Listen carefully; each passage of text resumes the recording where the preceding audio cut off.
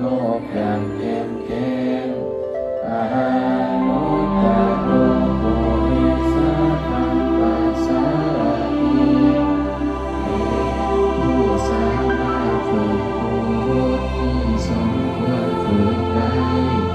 อย่างบ่มีไผยิ่งกว่าสัทธเทวมนุษย์สานัง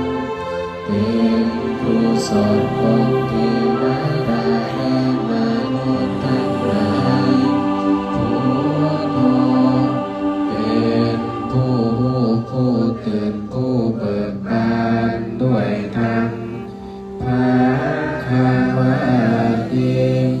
เป็นผู้มีความเจริญจำแนกคำสั่งสอนสารดังนี้ธรรมยังพุทธภิกิติงกโรมาสิมพุทธวาระหันตวาระกาทิคุณาภิโยโตพระพุทธเจ้าประกอบด้วยคุณมีความประเสริฐแห่งอรหันตคุณเป็นต้นสุทธาภิญาณกรุณาหิสามาคาตโตมี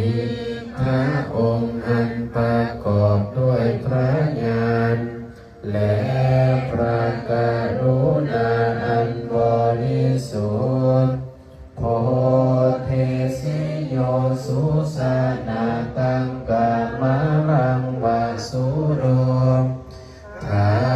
องค์ใดทรงกระทำสนที่ดีให้เบิกบานเหมือนอาทิตย์ทำบัวให้บานวันธรรมหังตามารนังสิราสาสิเนนทังข้าพระเจ้าไหว้พระสินาสีผู้บ่มีกิเลสพระองค์นั้นด้วยหัวแห่